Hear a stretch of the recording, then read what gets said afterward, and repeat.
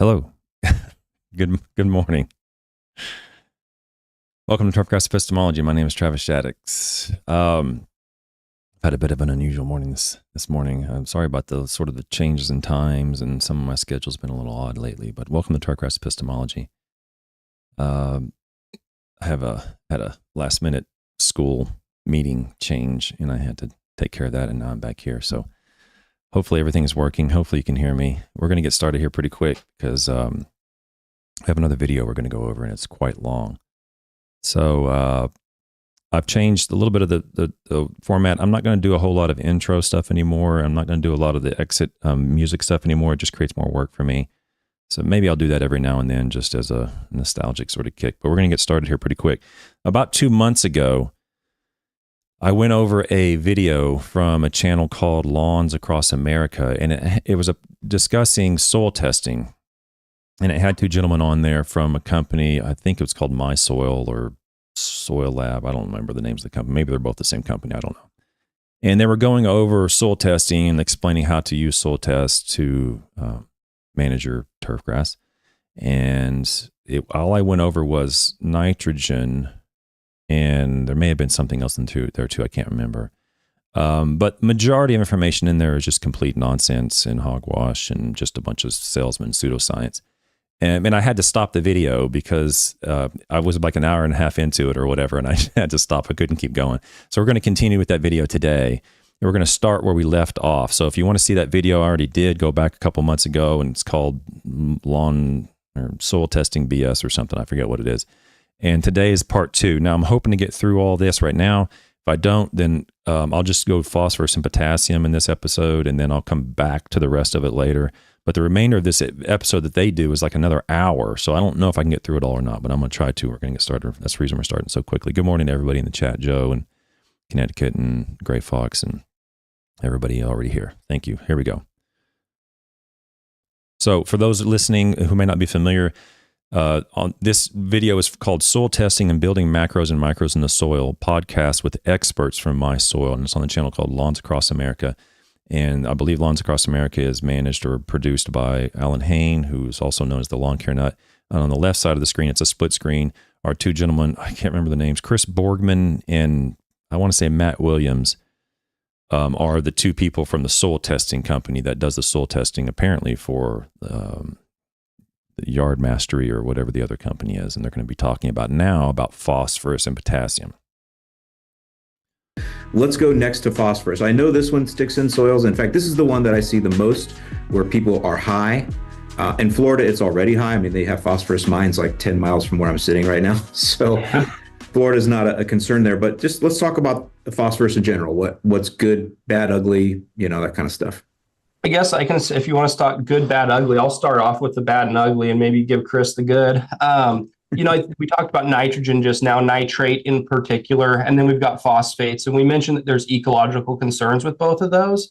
And so, like you mentioned, having that high phosphorus and being on a drawdown situation, that's where I am too. My lawn is just through the roof in phosphorus. I've never applied phosphorus to it, even at seeding. There's just enough there. So don't forget, in the previous episode, they talked about these 3 different philosophies of soil testing: build up and maintain, and balancing, and drawdowns, and all these other things. That's just all hocus pocus, word salad to convince you that these people are intelligent and knowledgeable on this issue. Don't worry about it. You either have enough or you don't have enough. If you have enough, don't worry about it. Don't apply it. If you don't have enough, you don't need to apply a little bit. It's not any more complicated than that. Don't get deluded into this mindset. Oh, I need to be in a drawdown program. As soon as I draw down enough, then I'm going to be in a build up, maintain program. It's all just nonsense. Forget about it. Just think about it as your turf grass is acceptable or it's not. If it's not acceptable, why is it not acceptable? If you take a soil test and the phosphorus is below a critical limit, then it's possible that it's due to phosphorus and you should apply a little bit. That's it. If it's above the critical limit, go worry about something else. And so what is that concern? If we get these nitrates and phosphates in surface waters, it can lead to those algal blooms, depleting oxygen and hurting aquatic organisms. And so we're really trying to avoid that. And our test ranges for phos are lower to kind of address that environmental concern.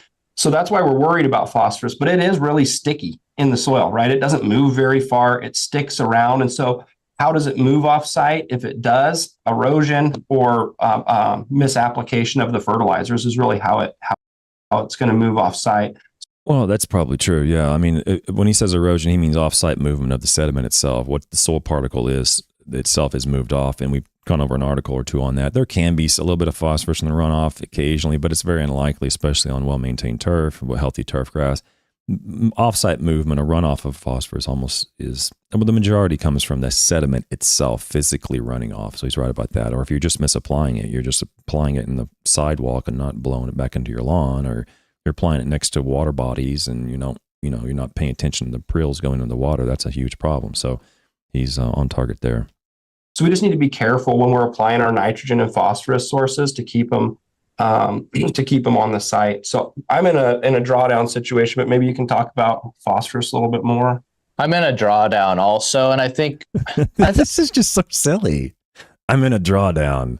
It's like you're part of a club or something. I mean, just you have enough. Don't worry about it. Just say I'm not applying any phosphorus. I don't need any. It just seems to be overly complicated or overly technical to try to sound more intelligent than you are. I'm going to draw down. I'm going to build up and maintain. I'm going to stay in and build up and maintain. It's all silly. I would say if 60% of the samples that we see are probably in a drawdown mode for phosphorus, and it's probably all because of Allen and Milorganite. What did he say? Let's rewind that. What did he say? He just blamed Allen on what now? Hang on. Move very far. It sticks around. And so how does 50% of the 60% going to move off site? Okay, here so we we go. just need to be careful when we're applying our nitrogen and phosphorus sources to keep them on the site. So I'm in a drawdown situation, but maybe you can talk about phosphorus a little bit more. I'm in a drawdown also, and I think I would say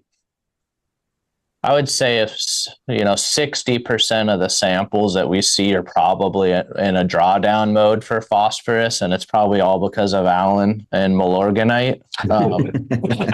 If he's probably just being facetious, tongue in cheek, or whatever. But if he's serious, he's identifying Allen Hayne as a non-point source of pollution. That's what he's doing. He's saying we have elevated levels of phosphorus in our soils because of Allen Hayne. That's what he's saying, and they're laughing at it. It's not funny. Unless he's just joking and being facetious and clowning around, whatever. If that's what he's doing, then whatever. It's not funny. You're greatly increasing the potential environmental risk by applying nutrients, phosphorus and nitrogen in particular, when you don't need to. And what he's saying is they're elevated because of Allen Hayne. That's probably true. Yeah, and he acknowledges it's probably true. They're giggling about it. Whatever. You're giggling about it at a bar over a couple of beers, so be it. You're giggling about it on YouTube. People are going to take that and run with it, as I am. I mean, it's kind of funny, but I mean, Milorganite obviously, was a big thing early on, and people loved it. It worked really good, turned grass really green. But everybody that was on Milorganite, like their phosphorus levels are super high, and usually we can tell if they were on Milorganite for some period of time. Yeah, well, there you go. And I've talked about there's nothing wrong with Milorganite. There's nothing wrong with any fertilizer. What's wrong? What the problem is the misapplication of the fertilizer.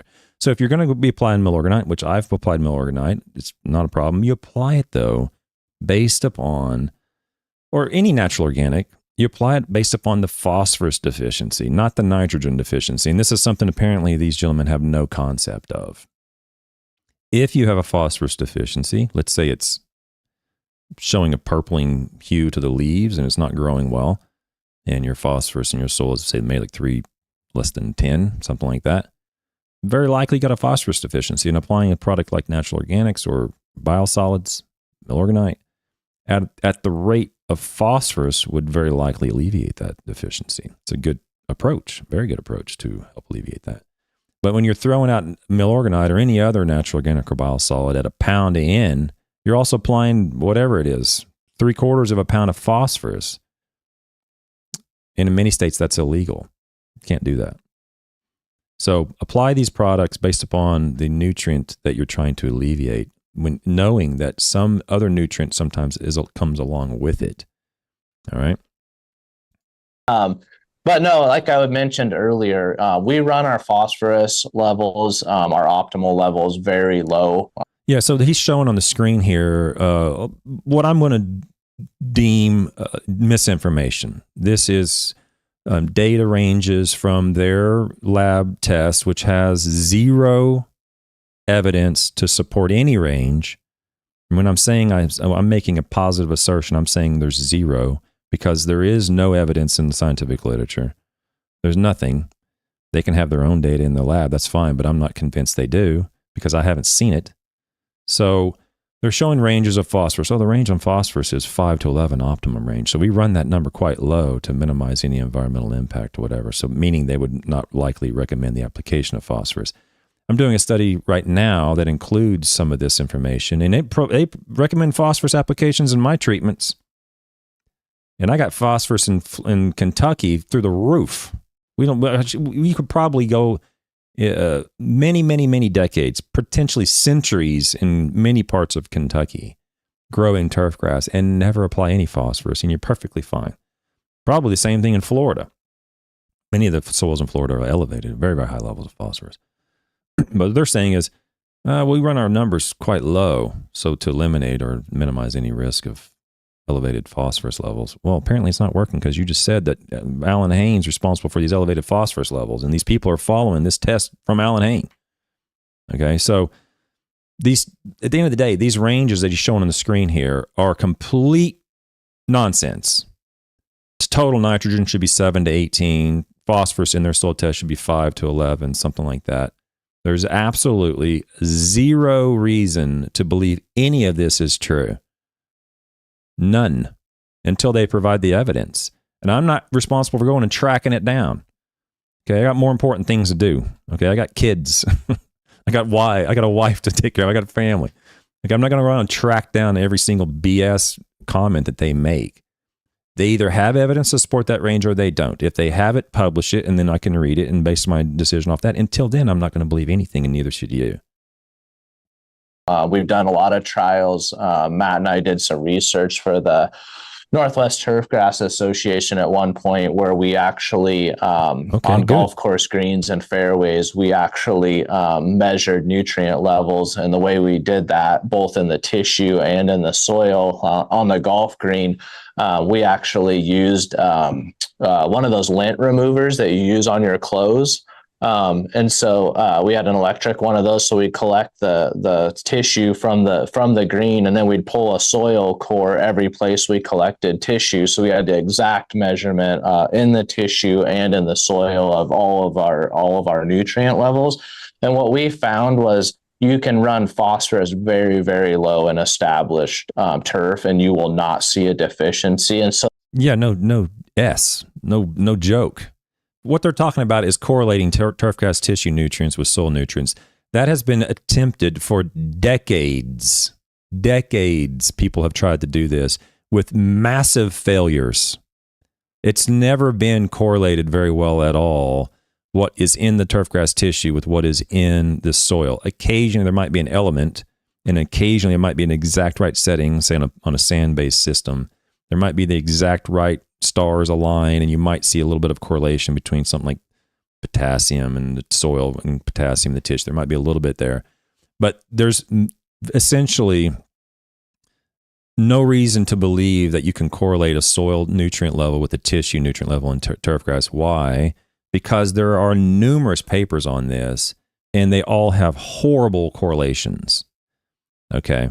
But what he's saying is we found out you can run the phosphorus down very, very low. Great. Congratulations. I don't believe anything you're saying because I haven't seen any data. But what I can say is the evidence in the literature will show that. You don't have to go out and do that work. It's like we spent a couple $100,000 figuring out how to make a wheel. They made a wheel 10,000 years ago. We don't have to redo that. Okay? We don't have to redo soil phosphorus levels on bent grass putting greens in Wisconsin. It's been done. Okay, we know the phosphorus level, Mehlich 3 phosphorus level, is probably below 10 on a Mehlich 3 before you start seeing deficiencies on bent grass putting greens. We know that. Why are you going to redo it? You're going to redo it on your test? Okay, redo it on your test. Great, I agree. Publish it. Until then, it's all just BS and pseudoscience is all it is. I don't care. And they say, we did our research. Until you publish it in a refereed turfgrass journal, it is not research, in my opinion. It's just a hobby. You're just going out and doing fancy stuff and spraying out 1 rep or spraying out 2 reps or it's all just hobbies and hearsay until you publish it, in my opinion. The end product of a research product is a publication. Until you do that, you did not cross the finish line. It's that simple. So that really guides us on our phosphorus stuff, is some of the background data. Yeah, it guides you. Data, and that company may have all the data in the world, and it may all be completely valid. What I'm saying is, I don't care because I haven't seen it. I don't know. So in other words, I can sit back here in my chair and say, I've done all this work and and I know this, and I base my recommendations of all this work. I can just make stuff up. And you go, Travis, you're being facetious. They wouldn't do that. Yes, they would. I have been in meetings where they do that. Not these people, but people in the turfgrass industry will make up numbers to suit their narrative. I have seen it with my own eyes. So until you publish it, until it goes through the scientific vetting process, I have no reason to have any confidence in what you're saying is true. And trials that we've run in the past, and so we do probably run them a little bit lower than some other soil test methods do. See, they're just saying run them lower. It's not that you don't have any control over them. They do. You can control the number. They're just fidgeting with the numbers, but you shouldn't have any control over the critical limit. The plant-soil relationship in that system is what controls the critical limit. When you find out the critical limit, you'll know because you'll fall off the cliff. The turfgrass quality will decline, which is what I showed in the Kreuzer paper when Dr. Bill Kreuzer was on here. We showed these cliffs. Plant looks fine, and then the phosphorus level drops below a certain limit and the quality drops. The plant determines the critical limit, not you. Okay, not the lab. The plant does. So that's a reason. If that's what they're doing, we move the numbers down, we're comfortable. No, you don't move the numbers. That's the problem. So if you have these data and if you have this research, great. But what you're telling me negates all of that because you're telling me that you're fidgeting with the number, not the plant. For optimal ranges, but if you soil test, and we just did on Soil Lab, we just did. Is a starter fertilizer required if you are if you're seeding, sodding, sprigging? Everybody says use a starter fertilizer. Well, if your soil's already high in phosphorus, do you need to use a starter? And we kind of discovered that you probably don't need to use a starter if you're already high. You didn't discover anything unless you're just completely scientifically illiterate and you don't read the literature, which apparently these guys are. We discovered this. No, you didn't. It's been in the literature for decades. Okay. Maybe you just didn't know where to go read it. Maybe you didn't take a turfgrass soil testing class. Maybe you haven't gone to any of the scientific meetings in the last 30 years. You didn't discover anything. This has been around forever. Okay. And I've gone over it in the channel. I've gone over many papers in the channel already about soil test phosphorus levels during establishment. Even I think as early as far back as last year during the fall, I went over some turfgrass establishment that you guys probably be seeding a lot of turfgrass right now, right? And you might want to go out and throw out a bunch of fertilizer. The chances of you seeing a beneficial response to applying phosphorus during that time are pretty low. And I showed literature on that. So don't tell me you discovered anything, okay? Just read it. It's all there. Most of this stuff is in the literature. You just got to open up a freaking book and read it. In phosphorus in that soil, you probably don't need to use a high phosphorus starter fertilizer. And so that was an interesting study that we did on Soil Lab. I don't even know. I mean, I guess if I sat here and counted, I could probably come up with a close number. But I don't even know how much turfgrass I've grown in with no phosphorus. Bermuda grass sprigs, Bermuda grass sod, Bermuda grass plugs, St. Augustine grass sod, tall fescue seed, bluegrass seed, bent grass. I mean, you name it. I've grown in, I don't know how much turfgrass over my life. And I don't apply phosphorus unless there's a good reason during establishment. You don't, I mean, it's a regular application of nitrogen, usually a progressive type approach where you're applying almost none at the beginning. After you've mown it once or twice, then you start applying a little bit of nitrogen to kind of match the growth rate of the turf grass. So you're not applying a pound on week 1 because there's no roots. You might be applying a pound on week 7 or 8 when the turf grass is starting to grow robustly and blah, blah, blah. Okay. But I don't apply any phosphorus. There's just not, you're not going to see any benefit from it. And as an LCO owner, as a lawn care owner, you're just wasting that money. If you don't care about the environment, I can't change your mind on that. Don't worry about it. But you certainly should care about your profit. You're buying phosphorus and applying phosphorus when you probably have no reason to. The turf grass isn't going to see any benefit to that. And that fertilizer is costing you more money, which is reducing your margin. So unless you have a good reason, I wouldn't be doing it. That people can check out. We did that in a native soil that was already optimal in phosphorus, and then we did it in a straight sand soil where there wasn't enough phosphorus, and you can see that, yeah, it was required. We did need that phosphorus in that starter fertilizer. Yeah, well, congratulations for discovering something that's been known for probably 70 years. Okay, when you're in a soil that has any nutrient that is needed that's not there, like you can pick any nutrient. If there's no potassium in there, if there's no nitrogen, no phosphorus, if there's no manganese, if there's 0 element or 0 pounds of an element that is an essential element to the plant, then it's going to inhibit plant growth. So if you grow it in an inert medium, a very clean, acid wash sort of medium, then yeah, you're going to need to apply that. That's true. Yeah. And that's what the literature's been saying. When you have phosphorus, you don't need it. When you are growing it in and you're low in phosphorus, you probably do need to apply some. But it's usually not much. Don't forget. It's usually not a much phosphorus. I think the paper went over a week or two ago was, I think it was a 1/4 pound. They applied 1/4, 1/2, and 1 pound, I think it was. I can't remember. Go back and look at the article. And it was just the lowest rate that resulted in the greatest increase, and there was no further increase after that lowest application of phosphorus. Not these natural organics going out at a 1/2 pound, a pound of pea. So coming back to the stickiness and the good, if you are low in phos, you can put a pretty good pile of it out there as long as you're leaving it in your lawn and keeping it there, and that you're going to get that build program. Yeah, don't do that. Don't do that. Okay. Don't go out there and throw a bunch of phosphorus out there like it's a bank account and you're going to stick it in the bank and it's just going to stay there. Please don't listen to this guy. I think his name's Matt. Don't do that. Okay. You can just throw it out there because it's sticky and it's not going to go anywhere. You can just build it up. I mean, nothing drives me more nuts than goofballs going out and applying particularly phosphorus with the idea that you're going to build up the soil so you don't have to apply any more future. It's nonsense. Stop it. You're wasting money and you're giving our industry a bad name is what it is. Well, I don't care if it's in golf or lawn care or what it is, saw production, sport turf.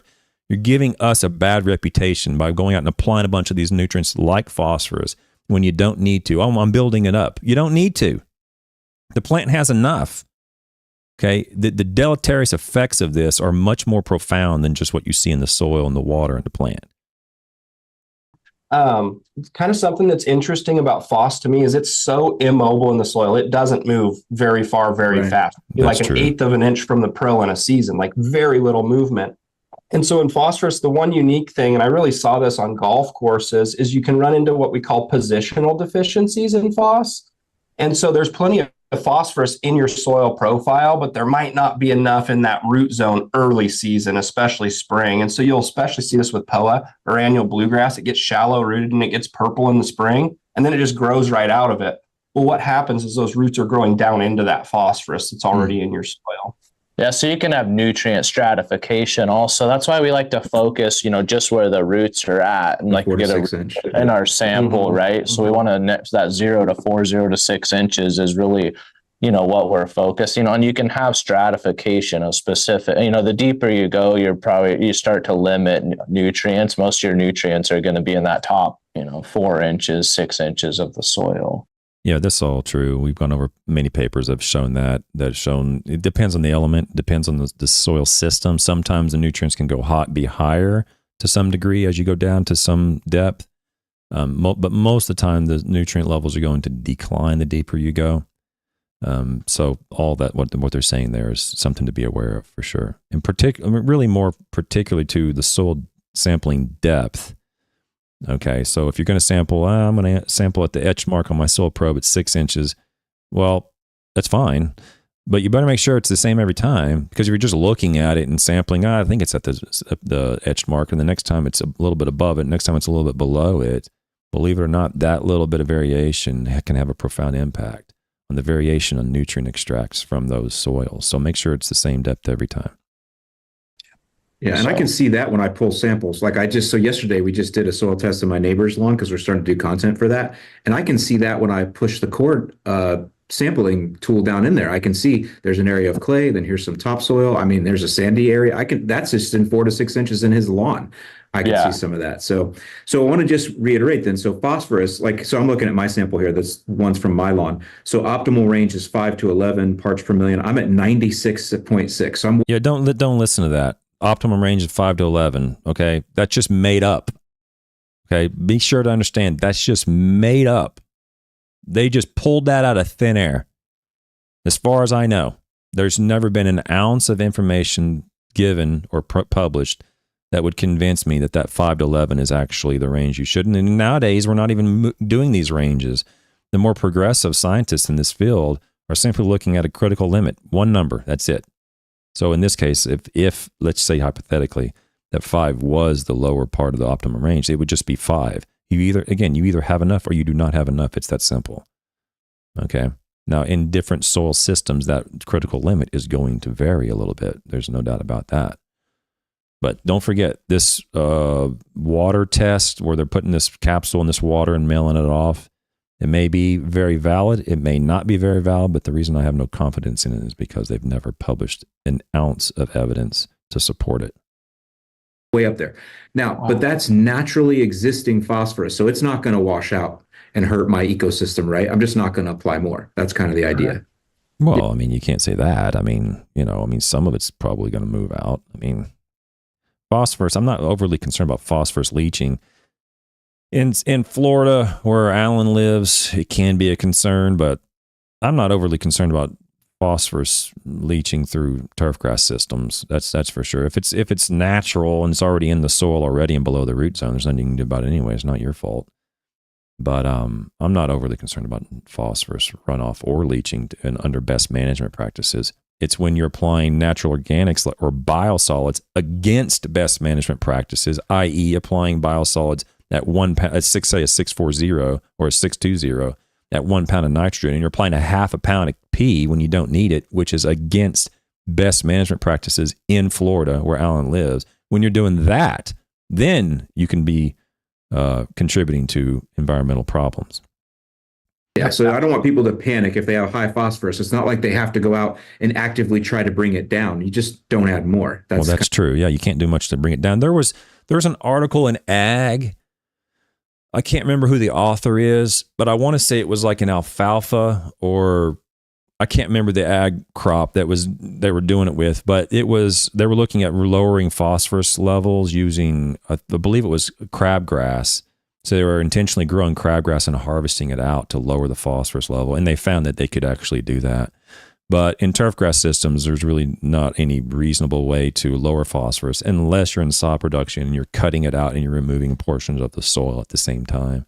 So don't worry about trying to lower your phosphorus. I'm going to collect my clippings for the next 2 or 3 years and lower my phosphorus. The chances are basically zero that you would actually have any meaningful reduction, meaningful impact on reducing phosphorus by simply removing the turfgrass clippings. You could potentially with other elements, but phosphorus, you're not going to have much of an impact. So don't worry about trying to lower it per se. Just stop applying it. So Alan's accurate in that regard. Kind of the idea. Absolutely. Yeah, it's different, in agriculture where you're rotating crops, you have exposed soil, you have wind movement, right? That's really where the issues come in, not an established, perennial turf. Yeah, when he says wind movement, what he's talking about is actually erosion through wind erosion. The topsoil can be blown off. And some people might go, well, that's not that much. It can be in ag for sure. It definitely can be. You can have a lot of movement through wind whenever the soil is fallow. So he's correct about that too. Stand, that's not where the issues with phosphorus typically are. It's usually misapplication of phosphorus is really going to be the thing that leads to off-target movement. Yeah, I would say that's the case with every element in terms of turf grass. I swear, if I was a gazillionaire, I'd pay for all these turf grass managers to come to a facility and try their best under best management practices to get any nutrient to run off or to move through turf grass systems that are actively growing, healthy, robust systems. It's not easy. I wish somehow I could just drive the message home and really people understand the magnitude of that statement. It is not easy to get nitrogen, phosphorus, potassium, whatever it is, to move through systems or across turfgrass systems that are managed according to best management practice. And the turfgrass is actively growing and healthy and, and dense. It's not easy at all. So I'm not overly concerned about it, as I've mentioned, and there's what they're saying here is, for the most part, is accurate. Yeah, and we, that's the thing. We have a living root in our soil year round. Obviously, farms are much different than that. So, right. Yeah. I mean, and again, I'm not here to point the finger, but I am here to contextualize the whole thing. In agricultural systems, it's not typical. Well, you could do it in like tree farmings where you're dealing with like 10, 20, 30-year crops, or you're not doing anything on, say, pine tree farms for 40 years or whatever the length of time is they grow them. But in most agricultural settings, you're dealing with planting, fertilizing, maybe you spray something on it, whatever, then you harvest it and then you till it in, and then you do that cycle as many times as you can. In Florida, sometimes they're doing it every 9 months. In other parts of the country, they might be doing it every 16 months. It depends on the crop. You name it. Tomatoes, strawberries, watermelons, whatever you're buying at the grocery store, it's under a system probably like that. And that system, whenever they till it back in and then they reseed it or they replant these plants, that time frame is an opportunity for offsite movement of nutrients and so forth, because there's not a carpet of a nutrient absorption plant all over the soil like there is in turfgrass, right? There's a lot of exposed soil that doesn't have a plant or a plant root in it. So in those systems, again, I'm not pointing the finger, but in those systems, the risk is much greater than in a turfgrass system, assuming that the turfgrass system is managed according to best management practices. And I think in Florida, you can sell fertilizers with phos in them, but it's pretty rare. That's why everything is like a 1608 or a 2404 or 2406, because they just know people don't need the phos. So, okay, good one. Let's go on to the... Yeah, this happened a few years ago, and that's, they're going to start eliminating phosphorus. And I was like, so what? Some of my friends in the turfgrass industry back in 2006, 7, 8, 9, something like that, they're losing their cool over this stuff. And I'm like, well, so what? You don't need the phosphorus anyway, unless you're on a putting green or a sand-capped sport field or something like that, where you have, non-native sand, 6 inches or a foot deep, and you don't have a lot of phosphorus in it, then those situations. But you can, you'll still be able to apply phosphorus in those situations because the BMPs will allow for that. But under native soil, native situations, and native soils in Florida, someone show me a phosphorus deficiency. Someone show me a phosphorus deficiency in St. Augustine grass in Florida. I've never seen it. That doesn't mean it doesn't exist. I've never seen one in my life. I've seen potassium deficiencies, seen iron deficiencies, sulfate deficiencies, manganese deficiencies. I've seen all those. Of course, nitrogen deficiencies. But I've never seen a phosphorus deficiency in Florida. Even on putting greens. I have yet to see one. I'm sure you could, someone's probably got a photo of a putting green somewhere that's deficient. I've never seen one. It's just not easy. Because a lot of the sands they're using to build those putting greens out of are native Florida sands that are inherently high in phosphorus. So they're not going to truck them from, Montana. They're going to truck them from as short a distance as possible. So it means they're probably from Florida, those sands are. So, yeah. I mean, he's right. Phosphorus is just not really needed. It's needed when it's needed, as if you want to call it that. It's when you'll know it, and it's deficient and apply it, and when it's not, don't. Next one, another big one, potassium. I love potassium. I like BS artists love potassium. I'm going to show you something here in a minute from a prior podcast I did. But there is very little more important to a BS artist than potassium cells. The other one I would say is, particularly in Florida, particularly in Southwest Florida, is sodium issues. So sodium issues, you got to apply a lot of gypsum for sodium issues. You're growing grass on a beach. What the heck do you think is going to happen? I mean, if there is sodium in the soil, let's say you have sodium in irrigation water and you're applying sodium in irrigation water, it's always going to be there. It's going to until it rains.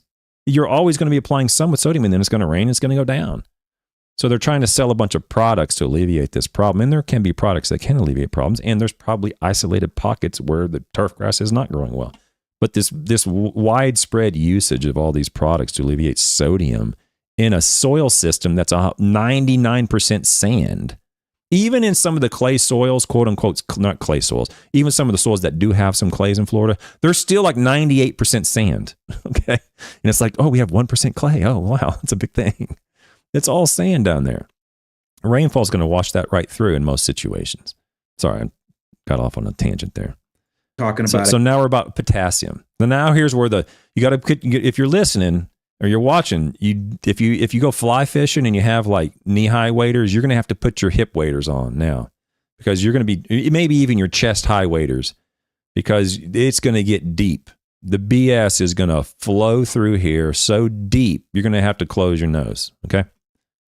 because it relates to people's bodies as well. We know what potassium does in our bodies, so it kind of makes sense with the lawn. But in the sample I'm looking at, my potassium is low. Again, this is a Florida sample, but let's talk about that. What is how hard is it, or difficult or easy is it to get potassium to stick or build?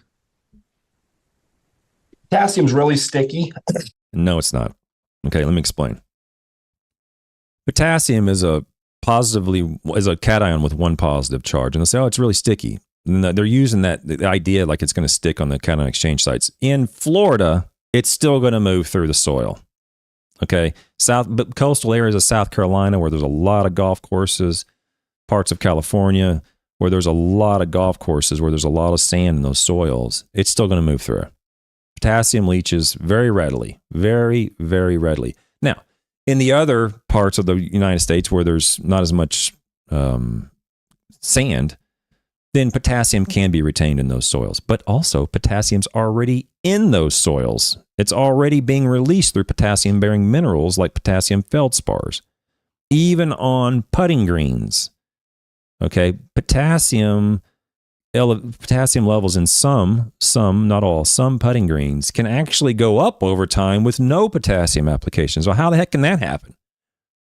How can the potassium levels in a putting green that's 90, 85% sand go up when I'm not applying it? Well, if you're top dressing with sands that have potassium bearing minerals in there and you're not accounting for that, potassiums are being applied. It's in a mineral form, and it's going to be slowly mineralized into soluble potassium over time. That's been published. Okay, so this idea that potassium's really, really sticky, and you get, in some soils, yes. In many, many soils, no. Okay, it's not like phosphorus where it's a negatively charged ion, but it binds with a lot of other things, and it's not like calcium, magnesium where you have two positive charges where it tends to prioritize the cation exchange sites. Potassium is a single charge, and it will be retained on exchange sites, but not in low CEC soils. And like I said, even if it did, you don't need to worry about it anyway in most cases, but because many of the soils that do have higher CECs have potassium-bearing minerals in them already. Okay. It sticks to organic matter. It sticks to clay. No, it sticks to organic matter? Come on. Okay, so what he's saying is and clay. So the clays are going to have negative charge. The organic matter can have negative charge depending upon the pH of the soil. The organic matter's charge is all pH dependent. It's all pH dependent charge on organic matter because the charge is not permanent. But the charge on clays is permanent because it occurred in the inner layers of the clay, and it's a process called isomorphic substitution. But on organic matter, those negative charges that are on the organic matter is all dependent upon pH. So I wouldn't have a whole lot of confidence that potassium is going to stick on a bunch of organic matter. Okay, it could, but depends on what the pH is. And so you can put a lot of potassium out at once, and it's going to stick around for you. Yeah, stop doing that. Stop recommending this. I'm talking directly to Matt if he's watching this. Stop recommending dumping out a bunch of. You just in the last 5 minutes you've said you can put out a bunch of phosphorus and you can put out a bunch of potassium. It's going to stick around. This build up approach. Stop doing that. It's not wise. It's not supported by evidence. You don't need to. If you have enough potassium in the soil, just leave it alone.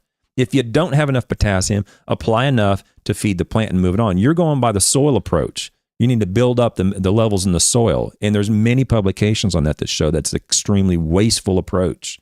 And you're tainting our industry. You're giving it a bad reputation, pissing me off. I'm tired of this. These goofballs giving bad recommendations and all the turfgrass, and all it takes is a legislature or a politician to look at this and go, oh, well, everybody's doing this. Not everybody's doing this. Okay? Stop doing it. Stop trying to build up these numbers in the soil, which we've all talked about, chasing numbers. We've all heard that. Don't chase numbers. Don't chase numbers. He's saying chase numbers. Build up the numbers in the soil. Stop it. I hate to use all the farming examples, but that's where a lot of the research, is really bred from that I'm familiar with. There was a study in corn production, and they put out potassium every single year for 10 years, and they put that same amount of potassium out once for that 10-year period, and there was no yield difference. Yeah, there's no yield difference. You want to know why? Because there was no yield difference probably from the potassium at all. Full stop. Potassium in corn is a little bit different because the corn requirement, the potassium requirement in corn is massive in certain times of the year or certain times of the growth stage. But you're not going to see differences from between rates of potassium or between sources of potassium. Why? Because you're not going to see hardly any response from potassium at all. Period. Especially in turfgrass systems. That's why. So he's using this argument. It's like kind of like a straw man. He's saying, well, it worked over here, so it must work over here. He's failing to understand why you didn't see a difference between these two. He's saying you didn't see a difference between these two, so you should just apply 10 pounds instead of 10 1-pound applications. What I'm saying is don't apply any unless you have a good reason, because you're probably never going to see a potassium response in turfgrass systems.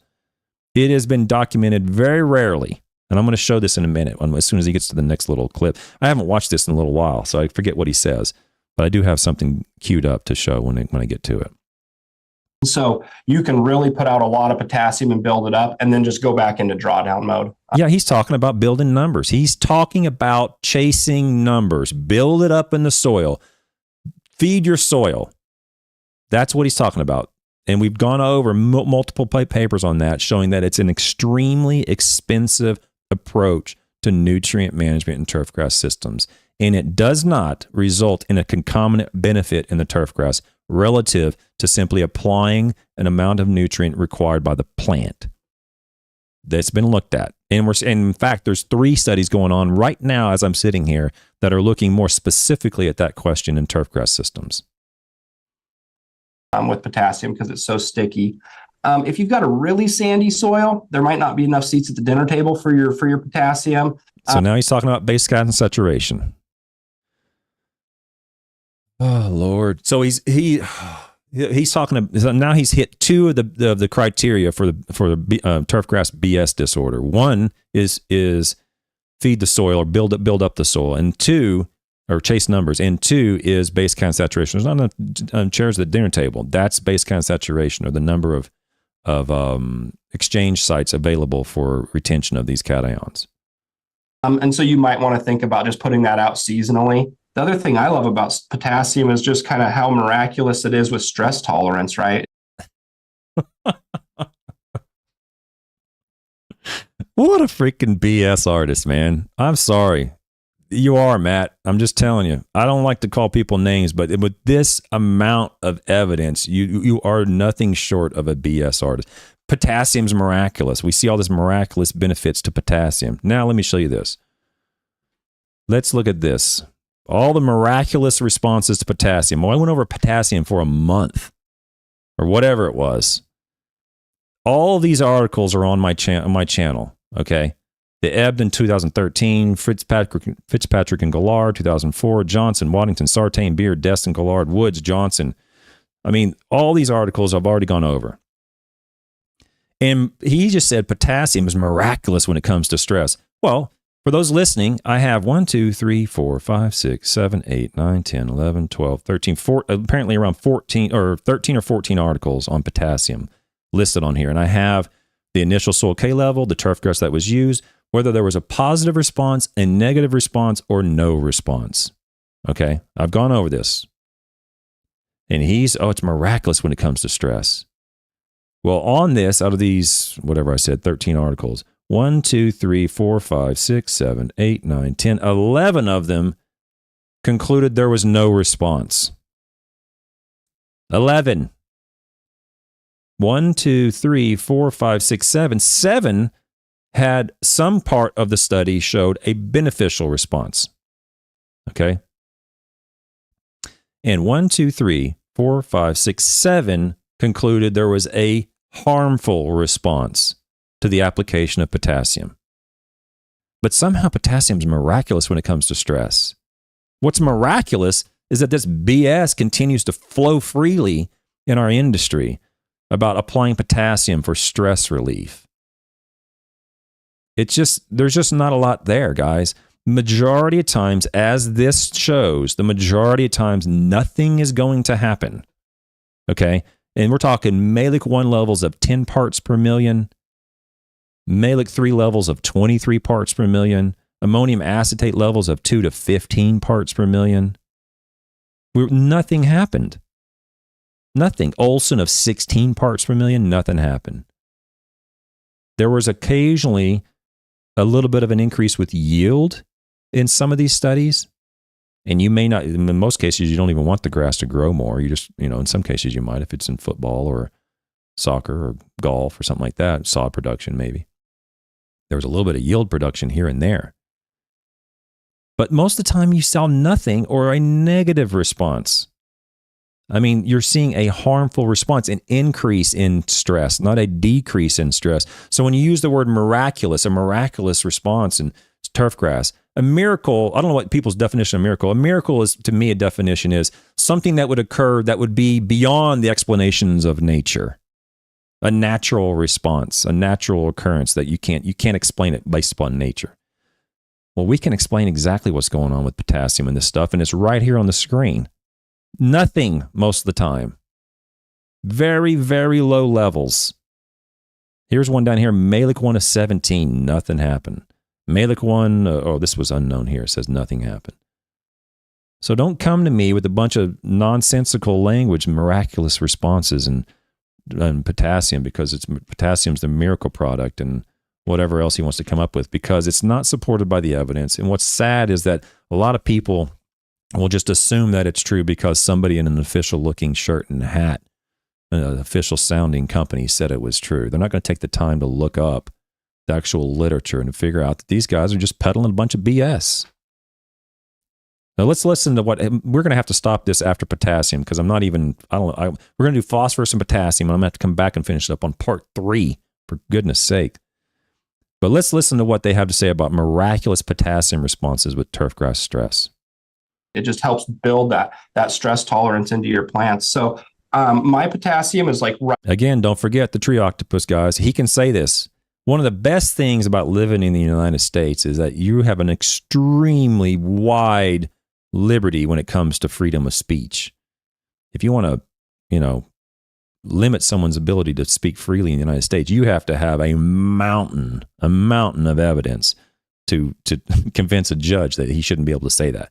He can say that, just like the tree octopus. You can say whatever you want to say on the internet. It makes no difference as to whether or not it's true. There's no reason to believe that it's true just because he said it. And there's no reason to believe what I'm saying is true just because I'm saying it. And I've always said that. Go look at the literature. Develop a knowledge based on the literature, and BMPs based upon the literature and the scientific literature. That's what we should base it on. That's why I try my best to communicate to people, but I could be wrong. Okay. Right at the top edge of optimal. And I just put out potassium every year to maintain that high level of potassium in the soil, knowing it's not going anywhere, and knowing that's going to help my turf withstand those stresses, whether that's winter damage in our area or drought tolerance, Well, winter damage, there can be some in some areas if there's low enough potassium in the soil that there is some evidence to support the application of potassium in some areas to prevent some winter kill. That is true.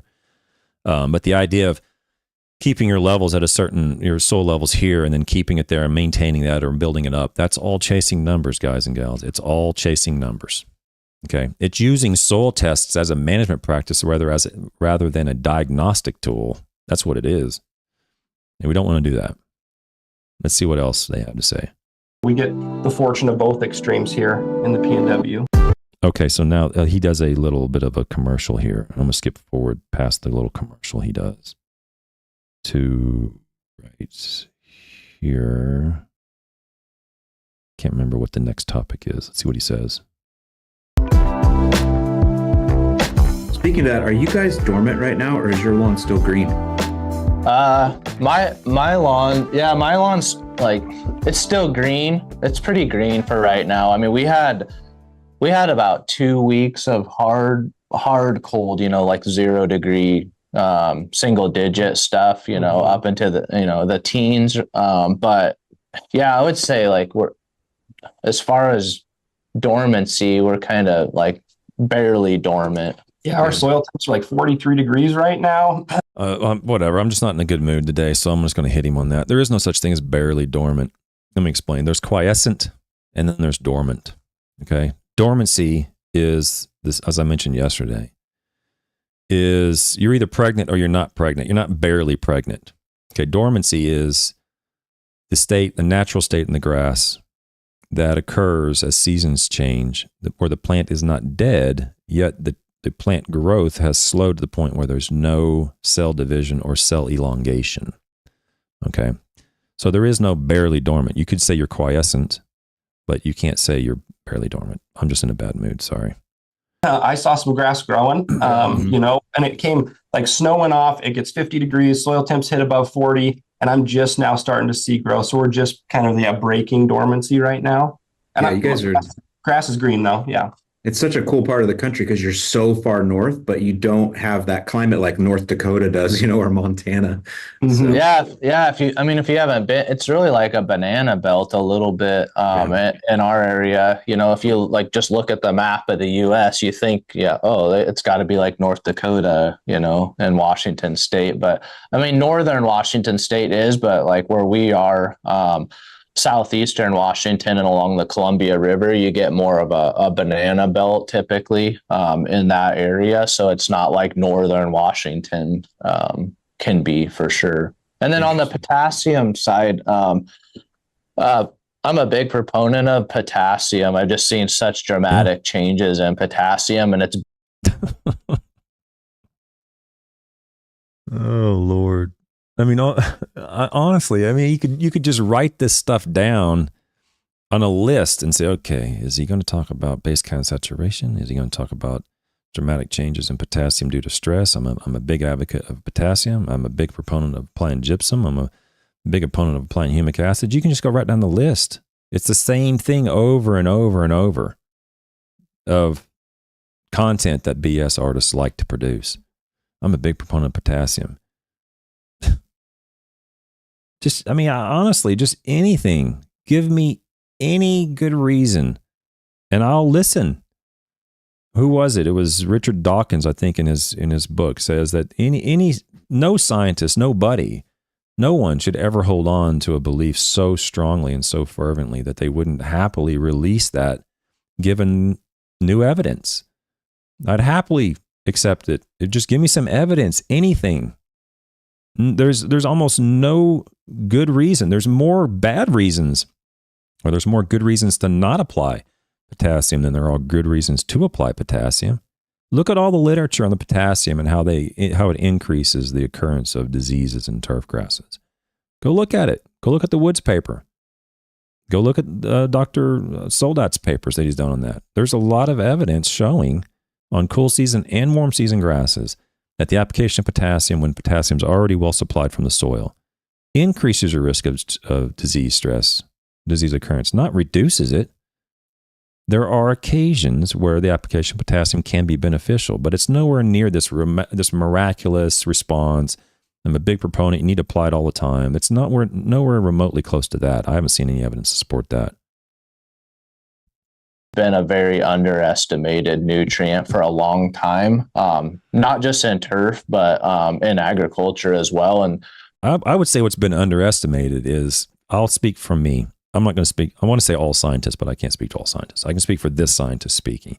What I've underestimated is the magnitude of BS and the magnitude of the impact that these charlatans have on social media throughout my career. I had no clue. That's what has been underestimated.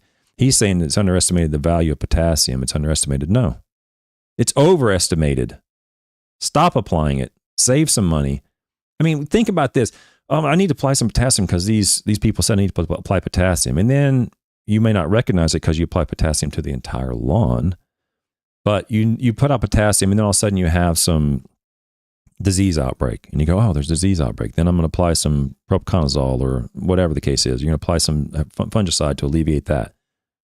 Well, we're finding, and we've found for at least 50 years, that potassium can exacerbate diseases. So the disease that came up, I don't know, and neither would you if you applied to the whole lawn, but it may have been a result of the potassium that you applied that you didn't need to apply to begin with. That is a racket. They're selling something to solve a problem that doesn't exist. That results in another problem. Then they're going to sell you the solution to that problem. And you didn't need to do it at all to begin with. Now, I'm not saying that's going to happen in every case. I don't know. There's so many variations and variables. Who knows what would happen in your case? But this idea that you're going to apply potassium, reduce stress, is just a complete big steaming pile of BS. In limited situations, under the right conditions, with given the right stress, there can be some benefit. But short of that, this idea of just ubiquitous, wide open broadcast applications to alleviate problems is not supported. That's one of the areas where our technology really shines on, not only is it available, but can that soil release it to match the demands that plant has on that soil? And that's really, where the resins really shine in our. Yeah, you can't say that unless you're a BS artist. You can say that. You can't say plant available. Okay, let me explain. I've said this for a year now, and I keep forgetting to explain what I mean by that. Malic 3 doesn't test available nutrients, and neither does this My Soil test. It doesn't test available nutrients. It tests soluble nutrients, this My Soil test does, and Malic 3s and Brays and Olsons and all these other ones, ammonium acetate, all these other ones, they test extractable. Then they correlate that value with a known plant response. So that's the standard method. Why is it not available? Let's take it to the extreme so that everybody understands the concept, okay? The extreme would be, okay, you did a soil test with, let's just say this My Soil test, or you can, whatever, do Malic or whatever. You did a soil test and you come up with a value and you say, okay, this is available amounts of phosphorus. What if that soil was taken from Mars? Would it be plant available if it was from Mars? That's an extreme, ridiculous analogy, but that shows what I'm saying. It proves the point of what I'm saying. There's no plant on Mars, so it's not plant available. Okay? So if you take that to a more realistic setting and you take a soil sample and you take this My Soil or extractable test, a more standard test, and you say, well, this is plant available. My question is, how do you know? How do you know where that nutrient came from? Was there a root in proximity to that soluble nutrient? You don't know if it's available. In order for it to be available, it must be soluble. But just because it's soluble does not necessarily mean it's plant available. Okay, there's a difference there. There's the forms of elements and the proximity of the element to the location on the root where it would be taken up. There's a lot more going on. That's just a very simplistic explanation of what I mean by you can't say it's plant available. There's a lot of holes in that argument. I get that. Okay, but from a very simplistic 10,000 foot level, that's the concept. So stop saying it's plant available. You can't say it's plant available. All you can say is that it's soluble, but and you could say it's even extractable based upon this test because that test is extracting nutrients out of the soil solution onto that bead. But I still wouldn't say it's plant available. Test, and if you think about traditional testing. They take a soil into the lab, they dry it, they grind it. And what happens is when they dry it and they grind the soil, especially with clay, is they... Okay, hold on. I may have to get my bearings here for a second because I think I know where he's going to go with this and I'm going to lose my freaking cool. Okay, give me like 10 to 15 seconds. Serenity now. Okay, there's a 1990s TV show trivia quote, serenity now. Okay. Let's see what he says before I misjudge him. dry and it opens up those clay layers. And then they do a chemical, they add a chemical. And what that does is it starts to pull nutrient out of those layers that will never be available to the plant. So you're over measuring or overestimating the actual availability of nutrients to the I don't give a frick. Ugh.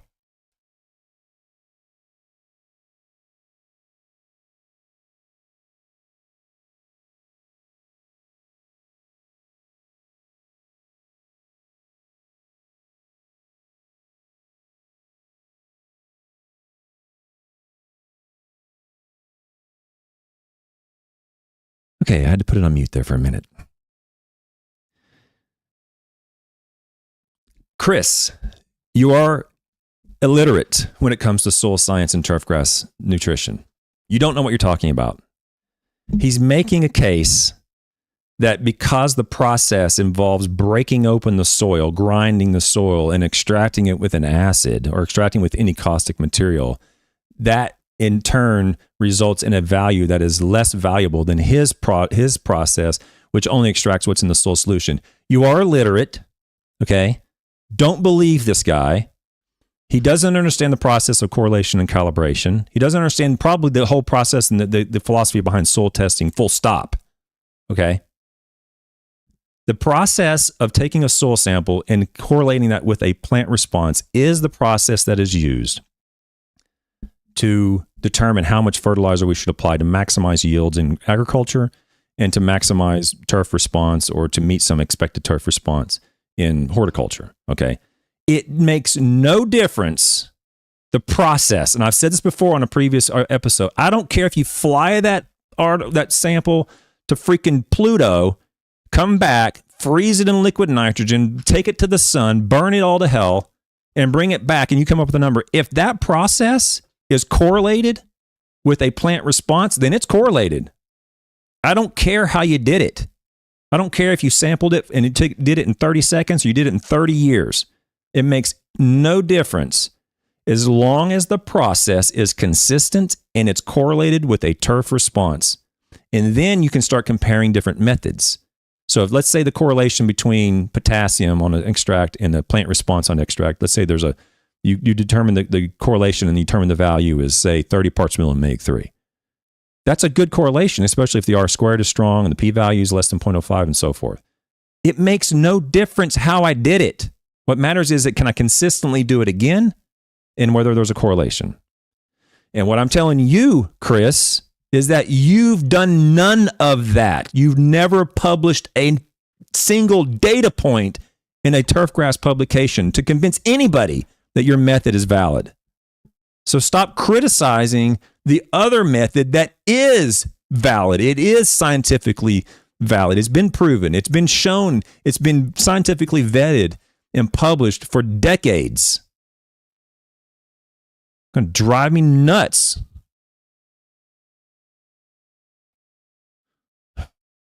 Plant when we change the chemical and physical characteristic of a soil. So just to kind of tie in the deficiencies and what we see and what you might not see on another test and why we might rec a specific nutrient or ratio of nutrients that another test might. I think we have some very big advantages in our methodology. You have jack squat in terms of advantages.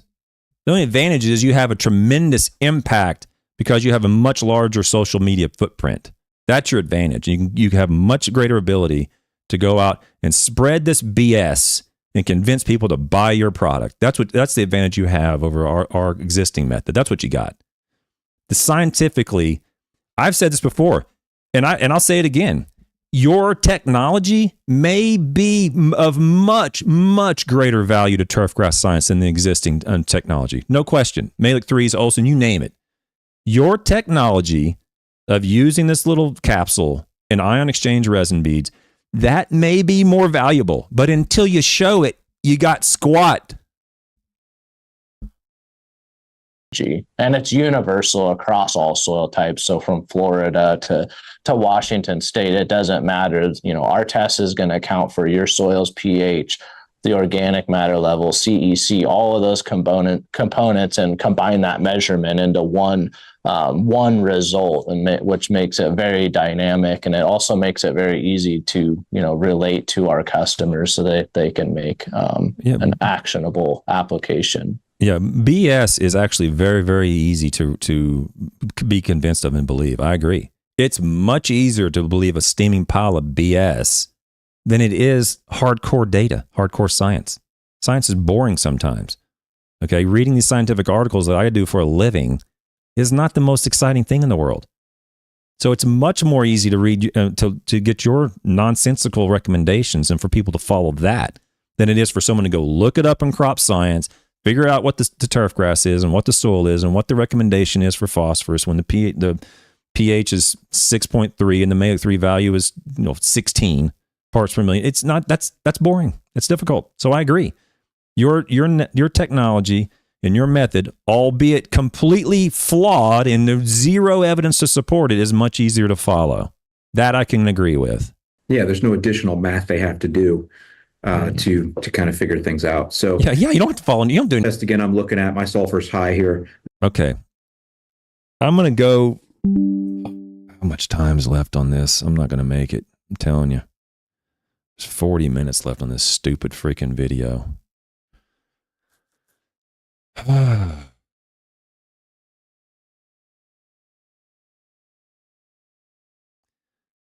Let me do calcium, magnesium, whatever they're going to do next. I don't even know what they're going to do next. It's sulfur, I guess, and then I'll come back. I think they do some micros and wrap it up at the end. I'm just such a crappy mood today. This isn't going to go over well. I'm just letting you know. This is a Florida sample, but talk about what sulfur, the importance of it, and then, can that one stick, and good or bad that way? Sulfur, as you know, I've gone over on this channel. I've gone over all the sulfate papers, which is zero in turfgrass science. There's none. Okay.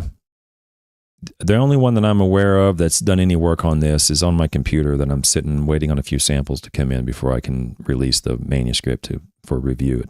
Hopefully crop science, but maybe soil science of America. I don't know. And I will say that to do this is not the funnest thing in the world. It's difficult. It takes time. The value on malic 3 is in the single digits. Just go with that. If you have a malic 3 soil test, and if you asked for sulfur, if it gives it to you, the malic 3 soil test value of single digits is concerning for sure. Anything in the double digits, I wouldn't worry about. I'd just move on. But what they have is they have a range themselves. My question is, why should I believe any range that you show me? Because you did some research. You threw out some plots on a golf course and you did some research and found out that's what it was. Okay. I don't have a problem with that. Publish it. Show it to me. Until then, zip it. So sulfur and nitrogen have a lot in common. Nitrogen I mentioned earlier is taken up as nitrate. You're looking at your soil tests there, SO4, that's sulfate. It's pretty transformative as well. The soils that I deal with mostly are going to be really low in sulfur. It's mobile. It moves. It's like nitrate in that regard. And it's really cool to me. Nitrogen. Well, that's generally accurate. What he's saying there is generally true. Sulfur actually end up having an uptake synergy. And so when you've got both of them in adequate or optimal amounts, the uptake of both is enhanced. And when we enhance that uptake, we see that drawdown, right? And so for us, I see a lot of low nitrogen, low sulfur, because as I'm managing both of those with the tests, with the soil tests, I'm enhancing the uptake. All right. Well, he's hitting around the correct. He's in the ballpark. Okay.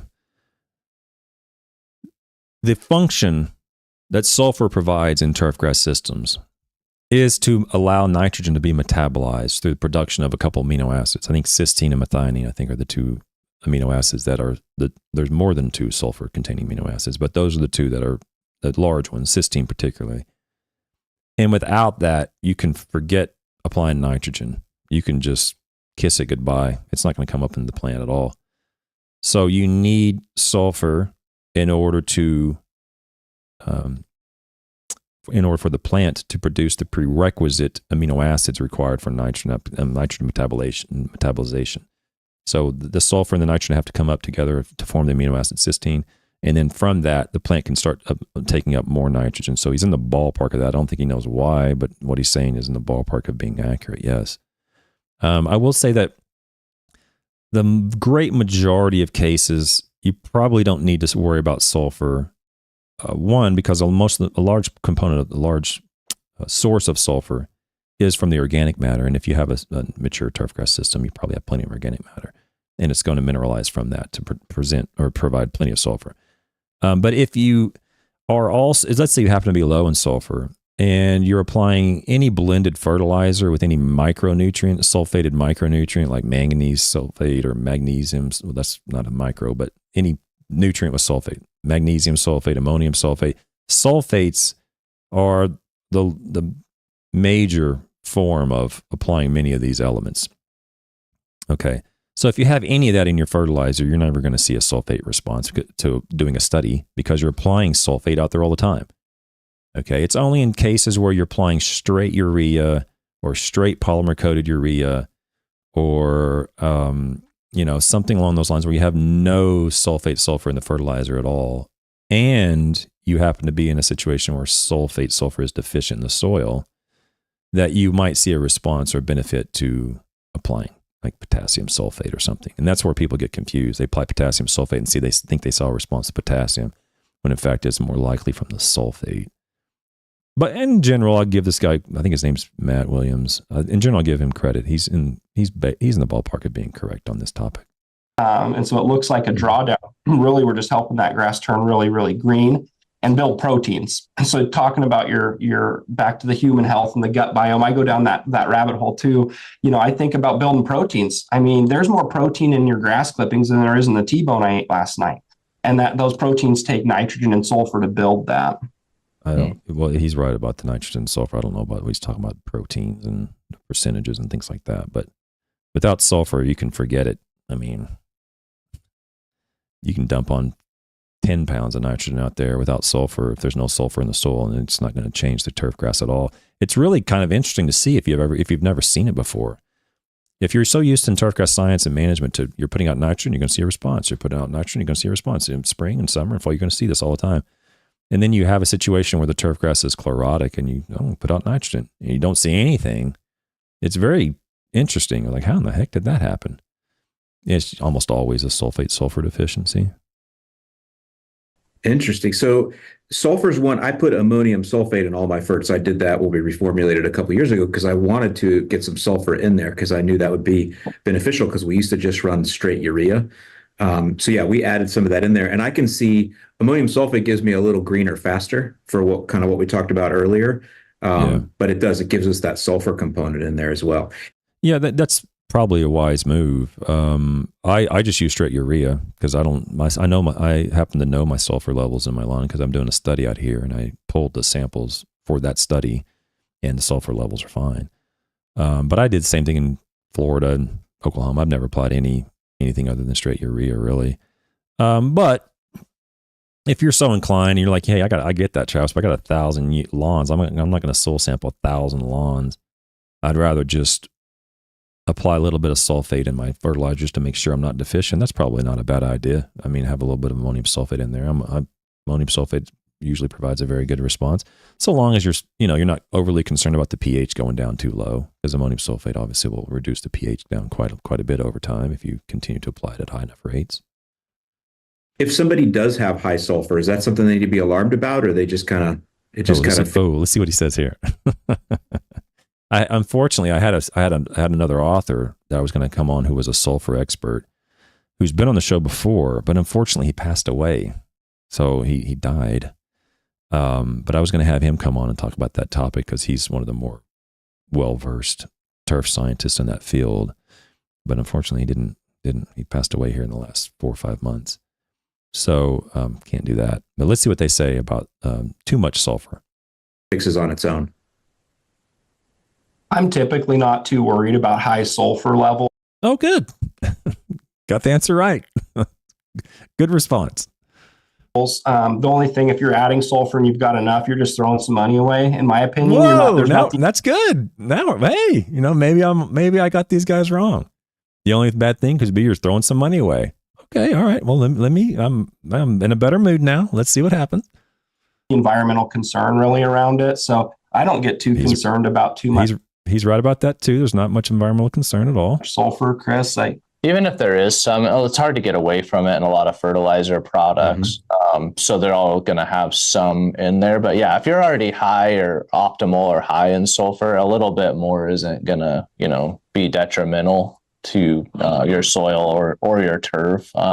If you're super excessive, I'm talking like hundreds of parts per million, you might want to allow that to draw down. And I would say if you're in that range, you either sampled right after you applied sulfur, or your soils are inherently like high in sulfur for some reason.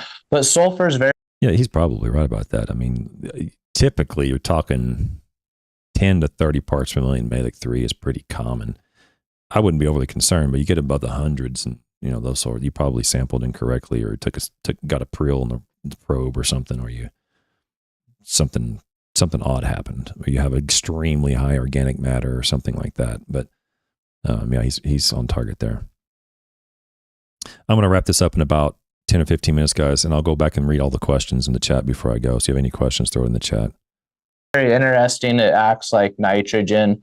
And also boron's one of those ones. It's very mobile, like sulfur as well. So a lot of times we'll see boron, sulfur, and nitrogen. They'll be like the three that can be low a lot of times based on mobility and where they're at in the soil. And so, yeah, if there's one element that I think we should spend the most time on and be most aware of in terms of its deficiency and potential harm to turfgrass system, it's boron.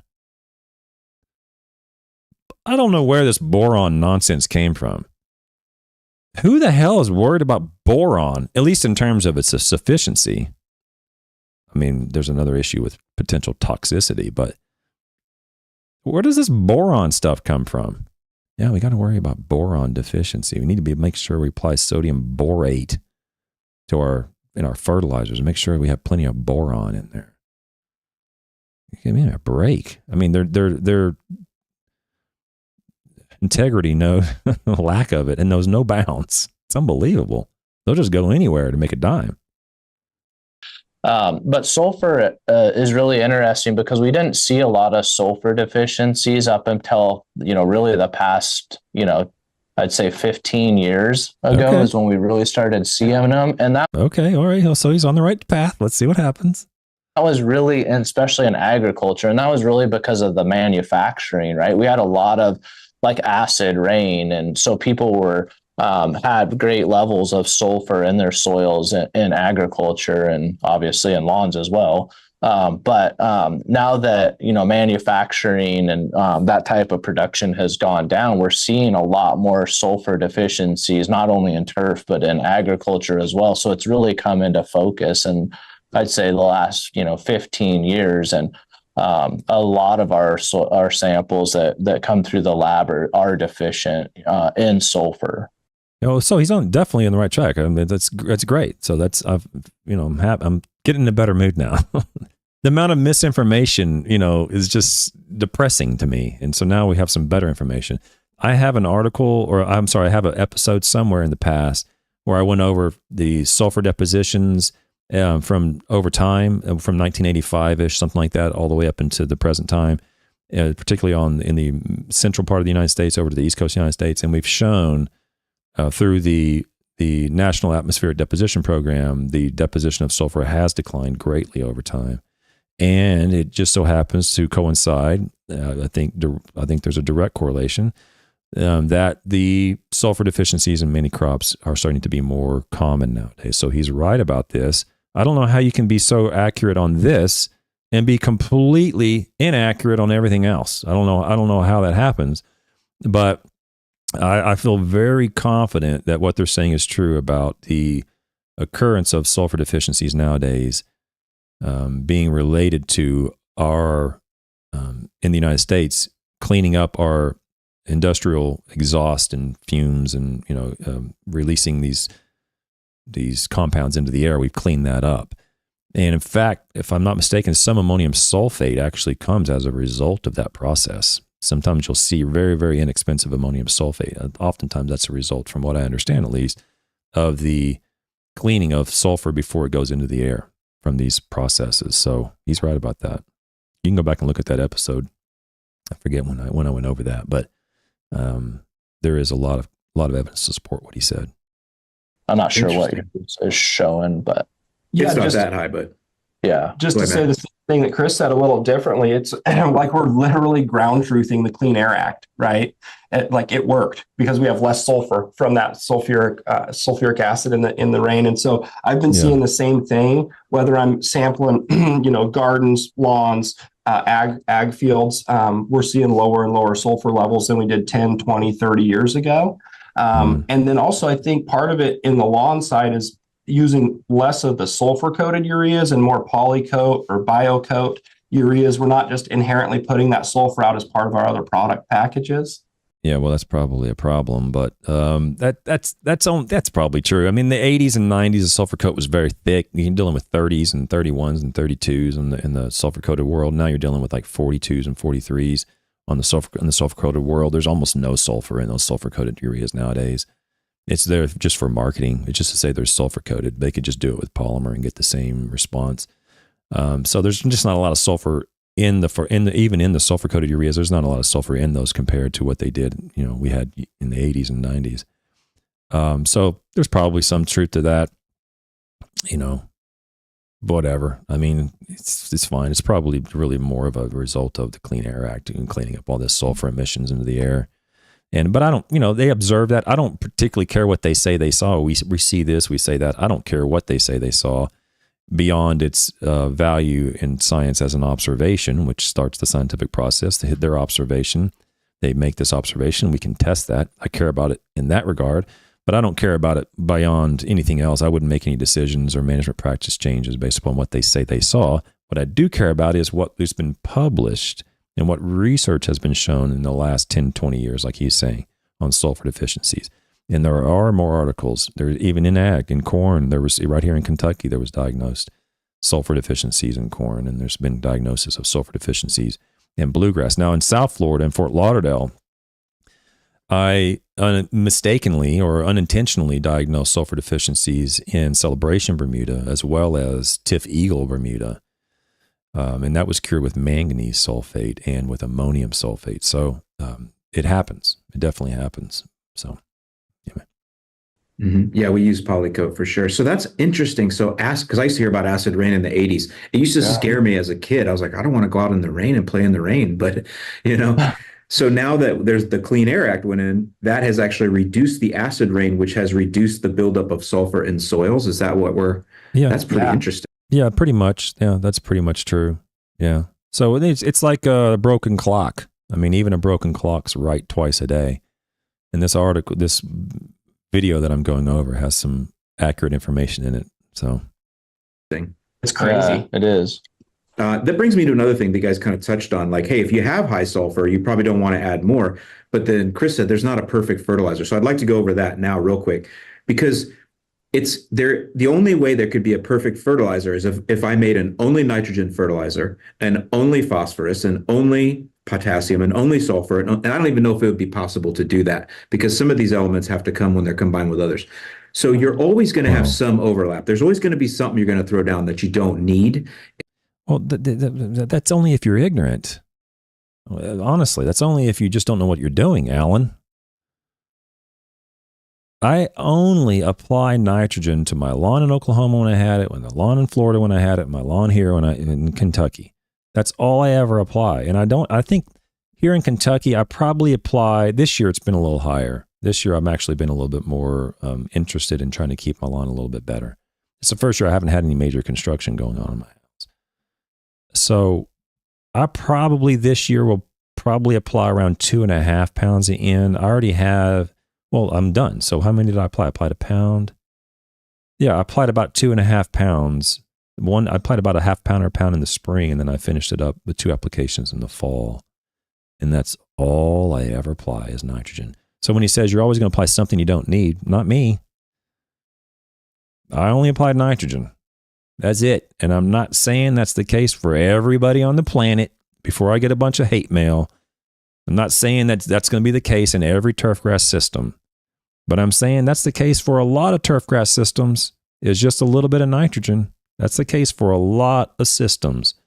So when you say, oh, there's not a perfect fertilizer, there's always going to be some fertilizer you apply that you don't need. That's only if you don't know what you're doing or you're trying to sell some sort of magical stress blend to alleviate people's problems that don't exist.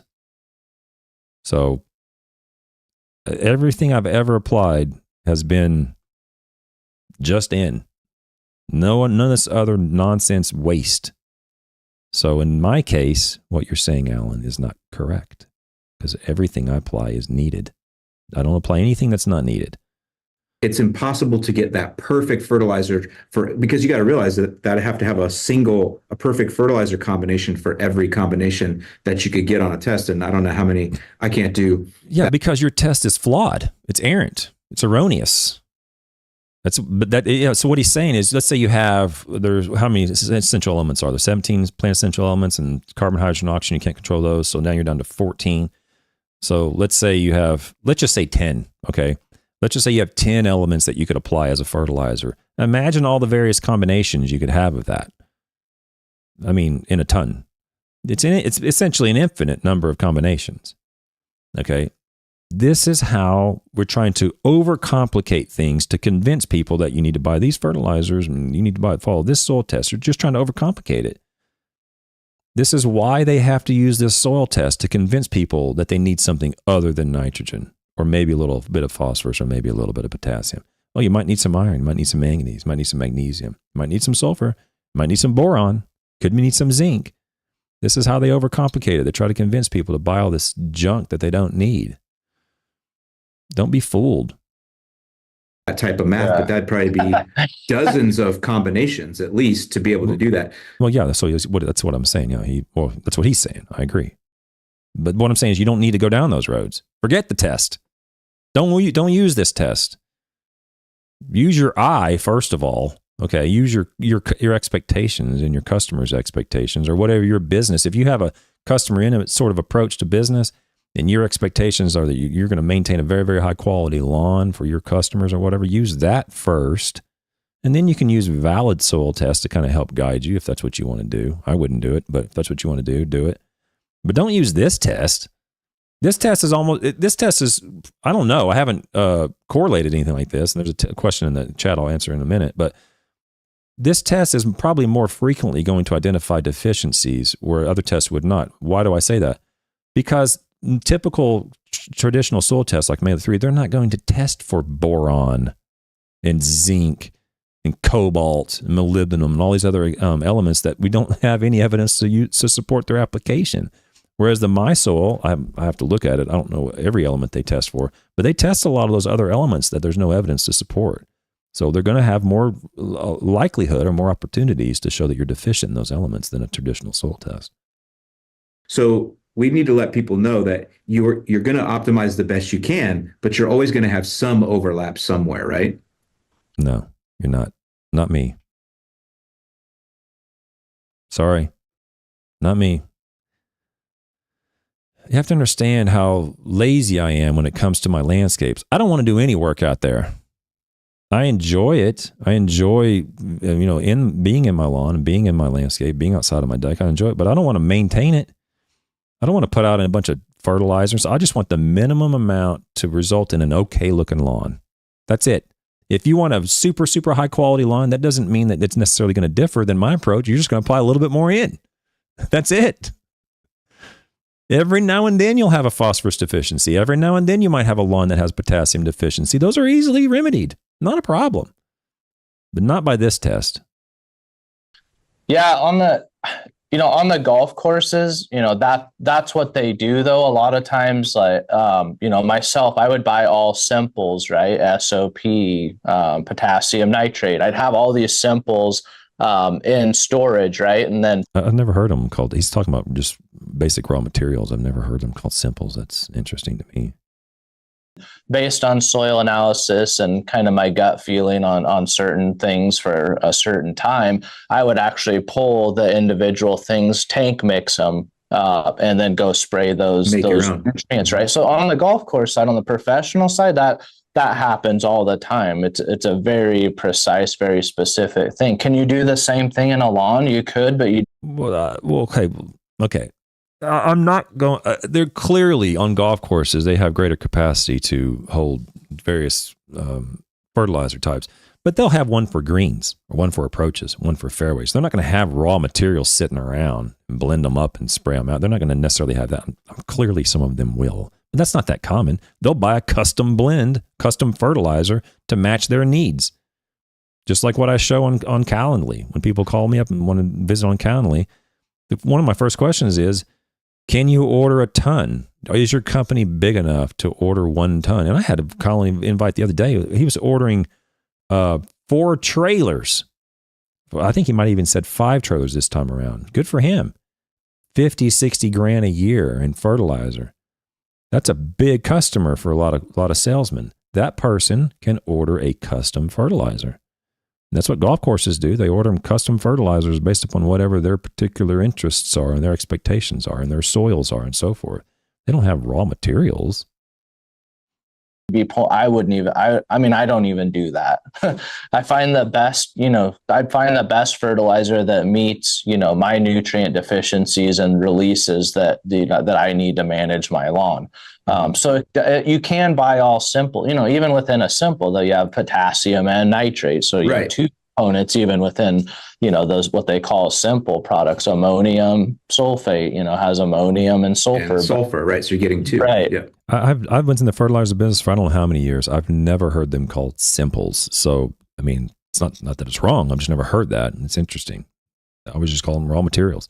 So yeah, that on the golf course, that's what I did all the time. And it really helps you understand at very small levels, how it can affect color and, all of these things at very, very small levels. And so that part's pretty neat. And what really got me into the soil testing side and understanding deficiencies and how small amounts of the right thing can really lead to a turfgrass response. Well, that's true. That's what I've been saying.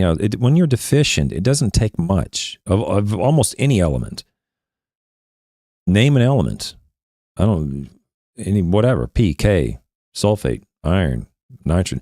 When you're deficient, it doesn't take a whole lot to get back up that mountain, get back up on top of the cliff. Going out and pounding it with pounds of K, pound of phosphorus, you're going to resolve the deficiency very likely. But you're going to waste a ton of money because you're going to go so far past the cliff, you're years away from it. You're just going to get back up on the cliff a little bit. That's it. No problem. Doesn't take much. So he's right about that. So that's one of the reasons I made a career change, was specifically because of that. But for a homeowner to have 5 or 6 different simple products and try and do, the right pounds and the spreader and, all of that is a very, complex thing. No one's doing that. I don't know anybody that's doing that in golf, where you're physically blending the raw materials at the maintenance shed. I've never seen that done or heard of that ever being done. I'm sure someone can pull out an example. But he's talking about golf courses getting raw materials and making their own blend in the spreader. I've never seen that happen. That would be very dangerous, in my opinion. One, you're introducing an opportunity for a lot of fertilizer to be spilled and wasted when someone doesn't know they don't have the right machines and they don't know what they're doing. Fertilizer blending facilities have all this stuff there. They're all secured. You get people out there, people that don't know what they're doing, and they're blending this fertilizer. Who knows what's going to happen? That's not the way to do it. Don't do that.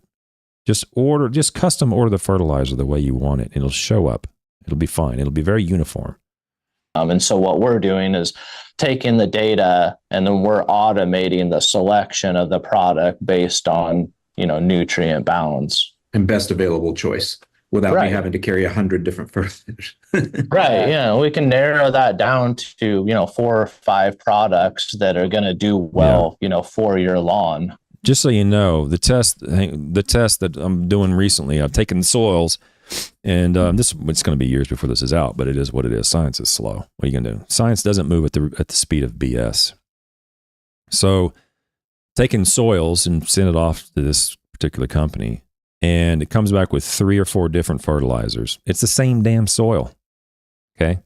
Now for this study, I got to order 3 or 4 different fertilizers for these treatments. I mean, it's absurd. It's the same freaking soil, 3 or 4 different fertilizers. It's just nonsense. Yeah, we have a recommendation given the products that we have available to you. I don't know where you come up with these recommendations from. Because literally it's from the same location. I got 3 different fertilizers I got to apply. One is, not 3 different fertilizers on the same soil, 3 different soils, and each individual soil has individual products that are different from the other ones. It's nuts. Good. Let's move to the next one. This one's important because, I grew up on milk and milk. Okay, I can't. The next video is going to be short because there's only like 20 minutes left. I was going to keep going, but I'm done. I've had enough today. I can't take it. Okay. I can't take anymore. I try to think of myself as a mentally strong person, but I'm not. I can only take so much, and it's just too much. I've had enough. So let me go into the chat and answer some questions. Any questions you have, and then I'll close it off. And I'll be back tonight for a regular article tonight, and I'll be in a much better mood. Okay, because I'm not going to be bombarded with so much nonsense. I'll be in a much better mood. It'll be a normal article. I'll be smiling and having a good time. I won't walk away from the microphone like I had to here today. I had to mute it. So it'll be better tonight. But let me answer some questions, go through and see what you guys got. Good morning, everybody. Joe in Connecticut. Yeah, Joe's Calla says extra plus stress blend to reduce winter kill. Apply all the K with some granular iron for pop. Yeah, granular iron. That's a kickback to some previous articles where I've gone over granular iron. It's also wasteful. Good comment, Joe. Good morning, Mason and Josiah. Not chucking a truck. Joe Calla asks, how do I feel about PFOS in organics like milorganite? Now, I'm not saying milorganite has PFOS in it. What I am saying is a lot of natural organics do. I'm not sure about milorganite. I don't want to call any product out unless I have something to support my position with, and I don't with milorganite. The only study that I'm aware of that really looked at the number of these articles was conducted by an environmental association. It was an environmentalist sort of group. I can't remember now what it is. And they showed there was a lot of PFOS, or there was PFOS in these materials. In the old days, I would recommend using some natural organics as some filler options in blended fertilizers. Let's say you have 100 pounds left and you're like, well, I don't want to fidget with it, but I also don't want to throw in 100 pounds of limestone. I'll just throw in some biosolids. At least there's something nutrition. There's some sort of something I can hang my hat on with some biosolids as the filler rather than, say, limestone or gypsum or something like that. Nowadays, I've changed my position. I'm less inclined to recommend biosolids as fillers or biosolids full stop. It's not because, quote unquote, PFOSs are in there. It's because I don't know the risk. It seems like there's enough there to convince me that I need more information. There's a potential risks there, a potential harm. And the potential harm is serious enough for me to take a step back and go, okay, maybe I need to reconsider this biosolid application or the biosolid recommendation. And I just don't know of much published information yet, one way or the other. So, for example, you may have a biosolid that may have quite a bit of PFOS in it, and you may have, say, some poultry litter that's also natural organic, but it may not have any in it, or it may be extremely elevated. I don't know enough about them between the different natural organic sources to be able to have much confidence in it. So because the potential risk is so great, being a source of PFOS, a forever chemical, a polyfluoral alkyl substance, for those who may not know, because that risk is so great, I'm willing to just back off and not recommend anything. It's a little bit like, I don't mind walking with my daughter, holding her hand on a sidewalk But I'm much, much more careful if I'm walking holding her hand when I'm next to a cliff when we're hiking. The risk of her falling off a cliff is much greater than the risk of her falling off the curb. So for me, I've backed off of biosolids. I've never applied them, but in terms of my recommendation to them, I would like to see a little bit more evidence before I held a strong position one way or the other. But the risk to me is a little bit too great. So that's your answer. That's my approach or my position on milorganite and natural organics, Joe. I'm backing off until I see more evidence, and I may change my opinion based upon whatever evidence comes in. Good morning, Randy. Finally got home after the meeting. After you had you had your meeting. I think it was a certification or award. Randy had our member Randy from Bulgaria had a picture he put up. By the way, Randy, I showed your tweet yesterday that you had you're receiving your award. And congratulations on that. And he had a Turfgrass Epistemology polo shirt on, which I thought was nice. And then Josiah says, is there evidence that PFAS is in milorganite? I already answered that question. I'm not aware. I don't know. Ari says, a lot of fall fertilizers here have high potassium at 8,415 or even a 6,524. The reason is always making turf stronger for the winter. Yeah, applications of potassium on soils that are low in potassium, say less than, 40 parts per million malic 3, 30 parts per million malic 3. If they're low in potassium going into the winter, there is a little bit of evidence that the application of potassium at that time might help reduce the risk of winter kill. That goes to Ari and anybody else wondering about these winterizers.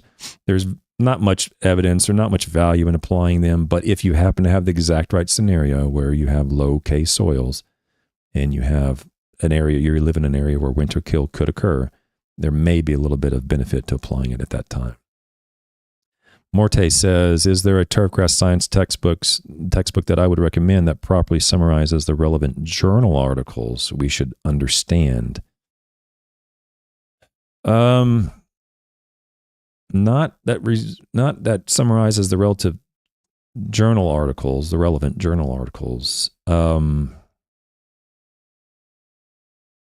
Trying to think of what I would recommend you do. I would probably, I don't know about that one. That's an interesting question, Morte. That's interesting. That's sort of a vacancy in our recommendations. Maybe we should have a kind of a go-to reference for some basic articles. Well, one, this channel, you can go back on this channel. Remember this, here's some relevant articles on potassium I have on the screen right now. There's the ones I showed earlier. Here's all these, when it says Fitzpatrick and Gallard 2004, that's a journal article. You can go through that.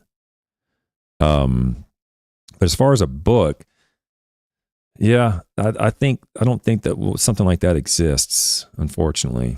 So maybe that's something that we can pursue in the future. Maybe develop a brief little booklet of relevant articles that would be of interesting. Todd Henry says, LMAO, you're not barely pregnant. Oh, is that what I said? Oh, yeah, you're not barely pregnant. You're either pregnant or you're not. So sorry about that. I don't know what I said exactly on that thing. And Lunkernut is ruthless with his cells and everything. He even got the house in his divorce. Oh, he got divorced. I don't know if that's true. Brian W. says that. I don't know anything about the Lunkernut. I thought he was married, but maybe he got divorced. I don't know. Michael Commerce says the elusive, barely pregnant tree octopus. It's even more elusive than the tree octopus. Elevated Lawnscape says he came into the live with Dr. Shaddox fired up. I don't like to lose my composure, but I guess I did. Sorry. Yeah. What are you going to do? I'm a human being. Sometimes I get angry. Half-Life Lawn says, why is it one of the major 3 listed on the label? I don't remember what you're talking about, Half-Life Lawn. Maybe you're talking about sulfate sulfur. Why isn't it listed? It is listed if it's on the tag. I don't know what that's in reference to. Sorry about that, Half-Life Lawn. It's been a little while since you commented, or a little bit in the video. It was probably back when I said something an hour ago. Mike Conroy says, I wish I was as passionate as something as Doc is about turf and soil science. Well, you have to remember, I'm neurodiverse. I'm not normal. So what are you going to do? This is how I'm wired. Yeah, it says, Morte says, I wonder if the BS in agriculture is the same as it is in turf grass. I don't really know. I haven't spent a lot of time in agriculture. I do know that there are companies, the entire company is centered and based around perpetuating misinformation to the agriculture community. And you'll see that in associations that promote base count saturation in calcium and magnesium and things like that. So you will see that a lot in agriculture. So it's possible. And Not Chuck and Truck says, I'm curious if there's any work being done to correlate these tests, talking about these soil tests. And what I will say is the correlations of the Malix and all these other ones, that's been done, and it continues to be done occasionally here and there. Regarding their test, whether or not there's a correlation between that test and a turfgrass response, that's up to them. I don't know anybody doing that.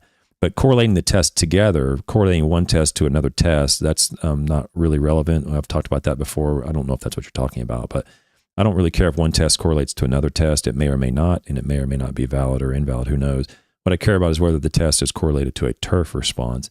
And with the Malix and the Olsons and the Brays, there's very good evidence to support those correlations. In their test, there is not. Now, there are tests being done. There is studies being done right now that look at these tests from a pragmatic perspective with regards to the recommendations that they're providing. What sort of nutrient requirements are needed to meet that recommendation? How much does that cost if you followed that recommendation compared to, say, a SLAN or compared to MLSN or compared to a visual deficiency approach? How much does it, if you were to take care of this turf grass following this soil test philosophy, how much would it cost you, and how many nutrients would need to be applied if you followed it? Those types of tests are being done as we speak, yes. Yeah, last couple of comments. Joe Calla says, you can't sell products based on fear if the end user isn't deficient. Yeah. Not Chuck and Truck. Science doesn't move at the speed of BS. Oh, did I say that? I think that sounded like something I'd said. Yeah. So I didn't. Okay. Yeah. Which needs to be on a t-shirt. Maybe I can put that on the back of a t-shirt. Science doesn't move at the speed of BS. Yeah. That does sound like a pretty good t-shirt quote. Maybe I stumbled upon something. Yeah, good job, Randy. I appreciate you sending that tweet, and congratulations on your award. He said it wasn't an award. It wasn't an award, just a certification. Okay, congratulations on your certification. Yeah, so he wore the ATC logo second with the TGF logo, and the end with the Turfgrass Epistemology logo. So that goes to the Asian turfgrass, into the turfgrass. The grass factor, and then to us. So you very complimentary of our channel. So thank you very much, Randy, for that. Okay, guys, I'll be back in about 9 or 10 hours, whatever it is, 11 hours at 9 p.m. tonight to go over a regular article. I'm changing a little bit of the format so that we just end, and that way there's less work for me to do. But thank you all for being here. I'll see you in about 10 or 11 hours. Thanks. Have a great day.